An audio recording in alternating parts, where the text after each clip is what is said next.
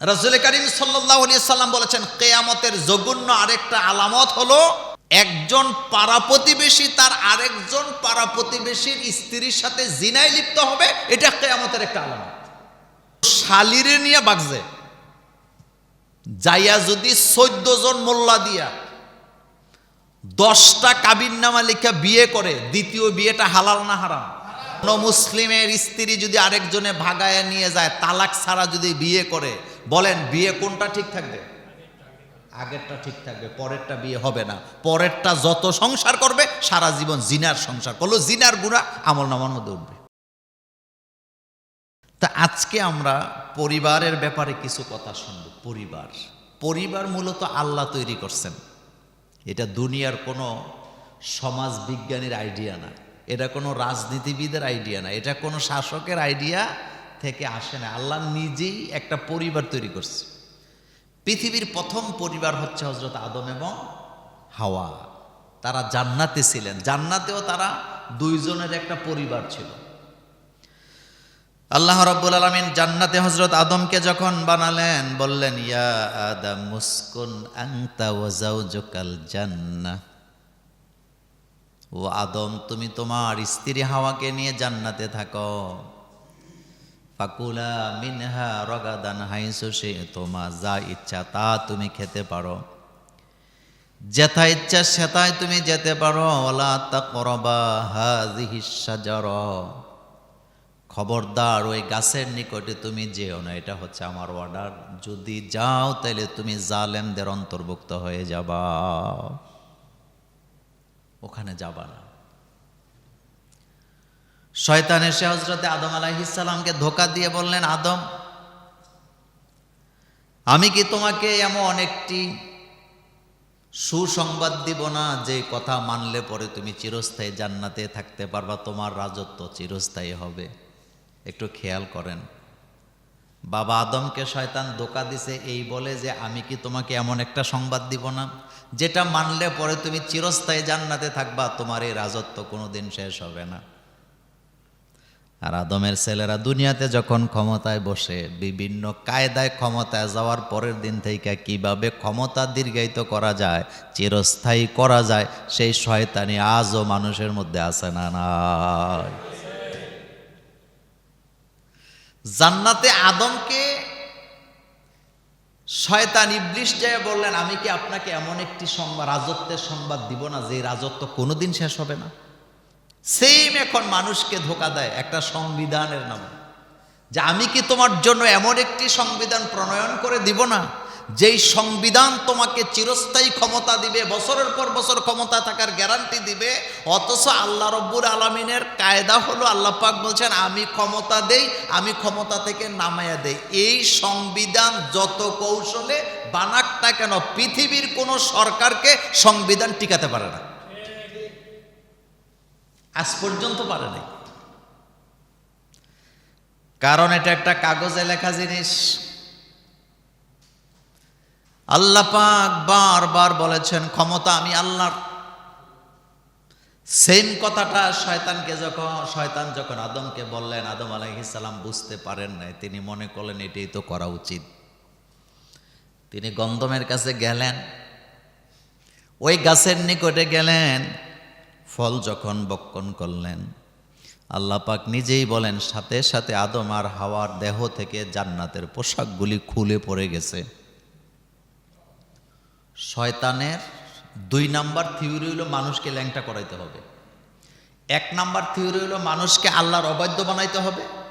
2 number theory হলো মানুষকে কি করতে হবে? ল্যাংটা করে দিতে হবে। এজন্য দেখবেন সিনেমায়, নাটকে, পাশ্চাত্যের তাদের সংস্কৃতিতে মানুষের পোশাক কি ছোট করে না বড় করে? ছোট করে। কিন্তু ইসলাম মানুষের পোশাককে বড় করে। আমাদের দেশে একটা পাইছে, কয় শাড়ি বাঙালিয়ানা পোশাক। মিথ্যা কথা। শাড়ির সাথে বাঙালির কোনো সম্পর্ক নেই, শাড়িটা আসছে হিন্দু ধর্ম থেকে। এখন এই বক্তব্য যখন ইন্টারনেটে যাবে, বামপন্থীরা আবার উঠা পইরা লাগবে যে আমরা নাকি বাঙালি পোশাককে বাঙালি পোশাক বলতে কোনো পোশাক নাই। পোশাক হবে শালীন। পোশাক কি হবে? যেটা পড়লে পরে মানুষের দেহ কি হয়, ঢেকে যায়। শয়তান সর্বপ্রথম মানুষকে উলঙ্গ করছে। আমার কলিজার ভাইয়েরা, এবার আল্লাহ রাব্বুল আলামিন হযরতে আদম এবং হাওয়াকে শয়তানকে সহ জান্নাত থেকে দুনিয়াতে নামায় দিলেন। আগে ছিল জান্নাতে, এখন আসছে কোথায়? দুনিয়ায়।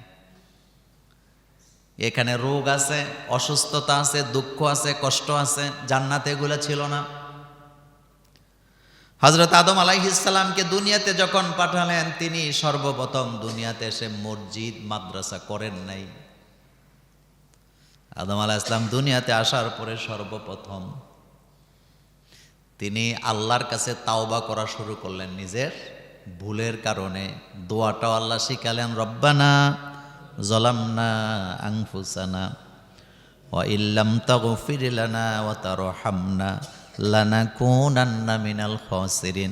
আদম আলাইহিস সালাম এই দোয়া পড়ছে আল্লাহর কাছে ক্ষমা পাওয়ার জন্য, আর আমার বাংলাদেশের হুজুরেরা এই দোয়া পড়ে হাদিয়া পাওয়ার জন্য, জিলাপি খাওয়ার জন্য।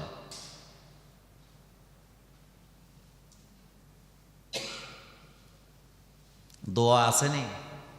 দোয়া দোয়া পরে কি লিগে? জিলাপি খাওয়ার জন্য।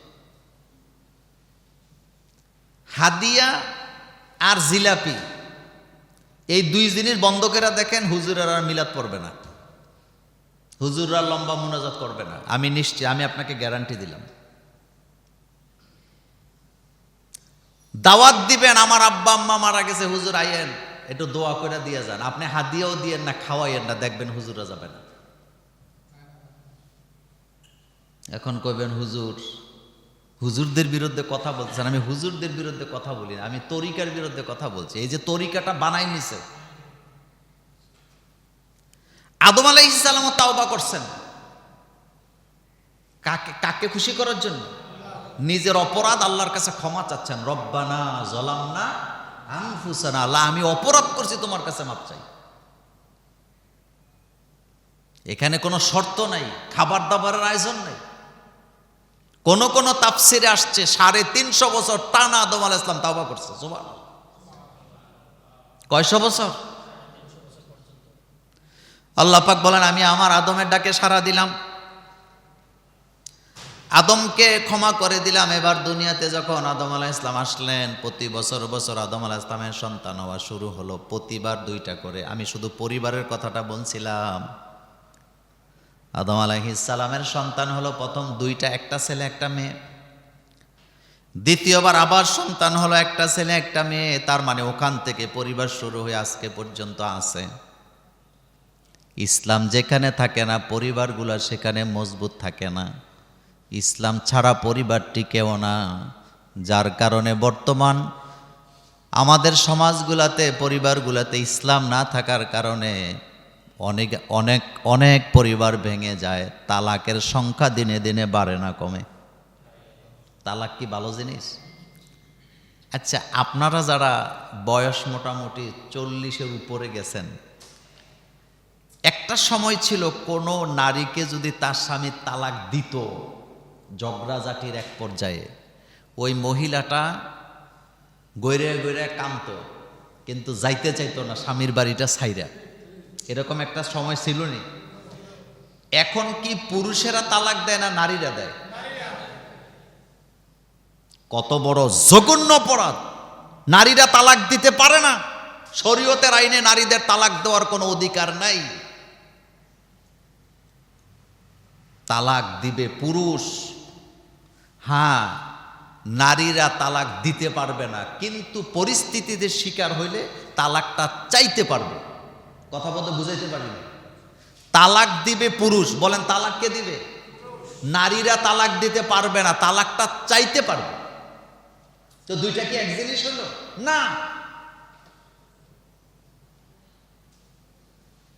একজন পুরুষ যদি বিকলাঙ্গ হয়, একজন পুরুষ যদি অত্যাচার করে, অবিচার করে, মারে, কথায় কথায় যদি অত্যাচার করে, তার আব্বা আম্মাকে যদি গালাগালি করে, তাকে যদি সম্মান না দেয়, তার হক যদি আদায় না করে, অধিকার যদি আদায় না করে, তাইলে ওই মহিলা যদি সিদ্ধান্ত নেয় স্বামীর কাছে, তালাকটা চাইতে পারবে যে আমি তোমার সংসার করব না, তুমি আমাকে বিদায় করে দাও। এটা হলো একটা জিনিস। কিন্তু এখন তালাক চায় না, তালাক দেয় দেয়। বাংলাদেশে বর্তমান সমাজটা এমন জায়গায় গেছে, যত ওয়াজ মাহফিল শোনেন, একজনের বউ আরেকজনে নিয়ে যাচ্ছে বিয়ে ছাড়া, তালাক ছাড়া, ইদ্যত ছাড়া। একজনের বউ আরেকজন নিয়ে যাচ্ছে। রাসূল করিম সাল্লাল্লাহু আলাইহি সাল্লাম বলেছেন, কিয়ামতের জঘন্য আরেকটা আলামত হলো একজন পাড়া প্রতিবেশী তার আরেকজন পাড়া প্রতিবেশীর স্ত্রীর সাথে জিনায় লিপ্ত হবে। এটা কিয়ামতের একটা আলামত।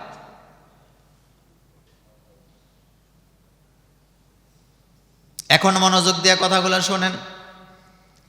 এই যে তালাক না দিয়া, ইদ্যত না পালন করে আরেক জায়গায় যে বিয়ে করলো, ওই বিয়েটা হালাল হয়েছে না হারাম হয়েছে? তো যতদিন সংসার করবে ওই সংসার হালাল না হারাম? একজনের বউ আরেকজন বাগায় নিয়ে গেছে তালাক ছাড়া, ইদ্যত ছাড়া বিয়ে করছে, সংসার করছে। শরীয়তের কোন বিধানে, কোরআন হাদিসের একটা শব্দ দিয়া এই বিয়েকে হালাল করার কোন পদ্ধতি ইসলামে নাই, শরীয়তে নাই, বিধানে নাই। কিন্তু এগুলো হইতেছে না সমাজে, হচ্ছে। তো বিয়ে যদি অবৈধ হয়, সন্তান যেগুলো হইবে এগুলো কি বৈধ না অবৈধ? কথায় তো আসতে গেলে হইব না।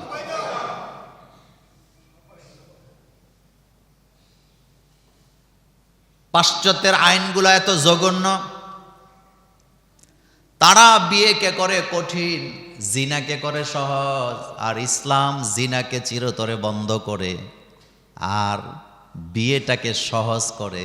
জিনাকে ইসলাম বন্ধ করে, বিয়েটাকে বৈধ করে, সহজ করে। একটাই কারণ, পৃথিবীতে বৈধ সন্তান দুনিয়াতে আসুক ইসলামের হুকুম নিয়ে, এটা চায় কে? কারণ একটা সমাজে একটা জারজ সন্তান থাকলে সমাজটারে সে তছনছ করে দেয়। পৃথিবীতে ইহুদি মাত্র 1 কোটি, বলেন কয় কোটি? কিন্তু 1 কোটি ইহুদির যন্ত্রণায় সারা দুনিয়া কি? পৃথিবীতে সবচেয়ে বেশি জারজ সন্তান জন্ম দেয় ইহুদিরা।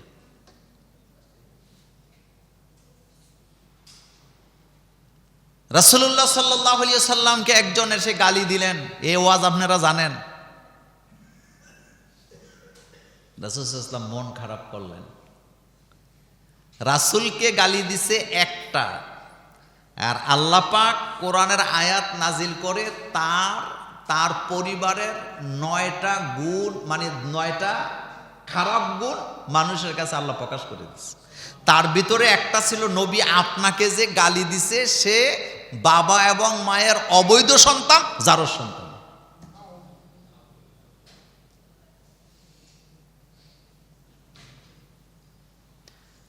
আমার কলেজার ভাইয়েরা, সতর্ক হওয়া লাগবে। আবেগ দিয়া শরীয়ত চলে না। বিয়ে যদি অবৈধ হয়, সন্তানগুলাও অবৈধ হবে। সন্তান যদি অবৈধ হয়, সমাজ নষ্ট হবে।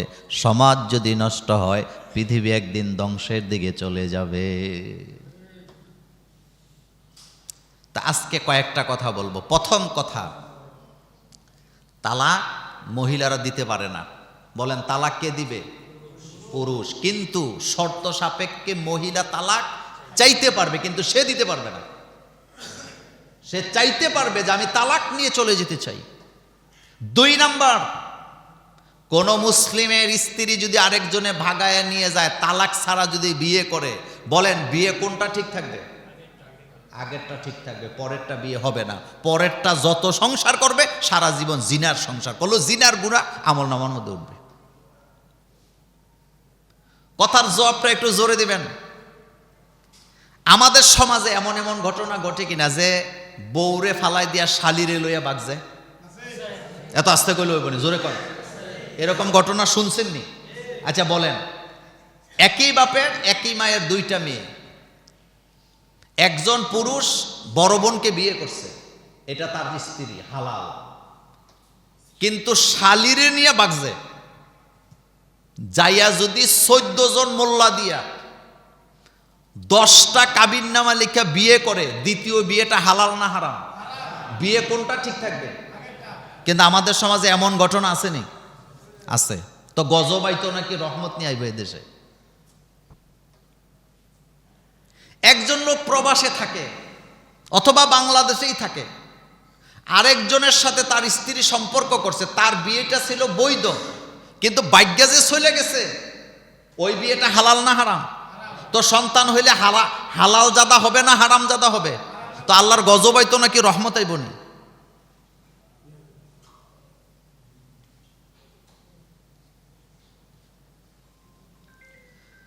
আমার কলেজের ভাইয়েরা,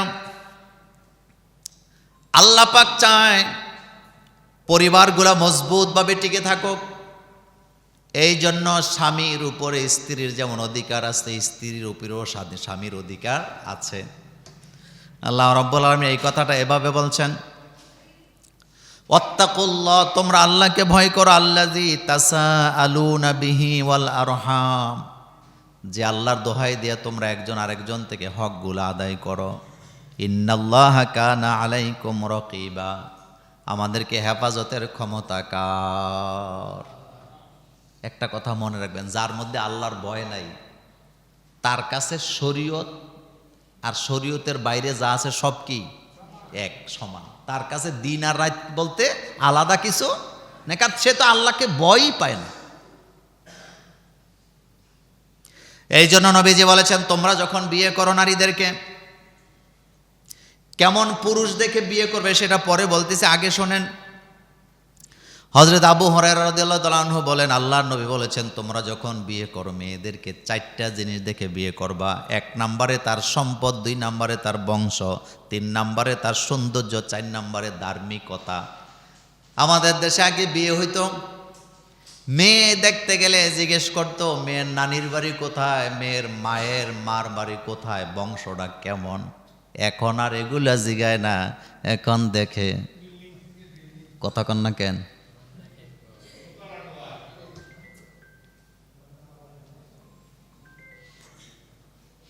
বিয়ের মধ্যে একটা হুকুম আছে, কুফু। বলেন তো কি বললাম? কুফু। কুফু মানে সমতা। ছেলে আর মেয়ের বংশের মধ্যে কি লাগবে? সমতা লাগবে।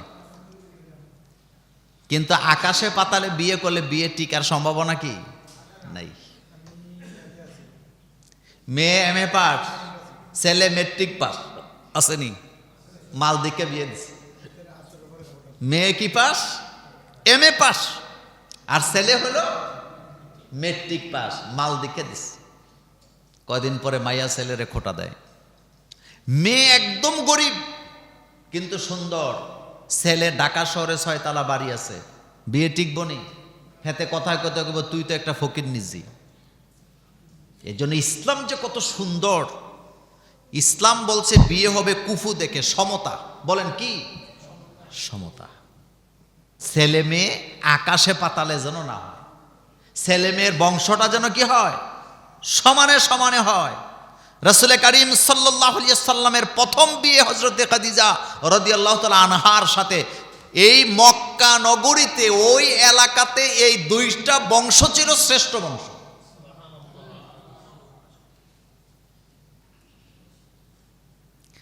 তাহলে 4টা জিনিস দেখে আপনি ছেলের বিয়ে করাবেন। কয়টা জিনিস দেখবেন? এখানে সম্পদ বলতে আপনার চেয়ে বেশি যেন না হয়। বংশের কথা কেন বলা হলো? কারণ বংশে বংশে না মিললে বিয়ার টিকার কোনো সম্ভাবনা নাই। খোটা দিবে না? খোটা দিবে। এই জন্য বংশ দেখেন, এগুলো ভুলে গেছি আমরা। সৌন্দর্যের কথায় ব্যাখ্যাতে আসছে, ছেলে মেয়েকে দেখবে, মেয়ে ছেলেকে দেখবে। একজন যদি আরেকজনকে পছন্দ করে তাইলে তারা বিয়ে করবে। কিন্তু আমাদের সমাজে এই যে ফেতনাকে সৃষ্টি করে দিল, ছেলেদের দেখতেও দেয় না, মেয়েদের দেখতেও দেয় না, মুরব্বীরা পণ্ডিতি করে বিয়ে ঠিক করে ফেলে। এটা শরীয়ত সমর্থন করে না। কারণ যিনি বিয়ে করবেন তিনি দেখবেন। শুধু তাই নয়, রাসূল সাল্লাল্লাহু আলাইহি ওয়াসাল্লাম আরেকটু আজ্ঞায় বলেন, আল্লাহ রাসূল বললেন, তোমরা যখন কেউ কাউকে বিয়ে করতে যাবে একজন আরেকজনকে দেখবে, দেখার পরে যদি তার দিকে তোমাকে টানাটানি হয়, অর্থাৎ একজন যদি আরেকজনের দিকে আকৃষ্ট হও তখন বিয়ে করো, আকৃষ্ট না হলে বিয়ে করবে না।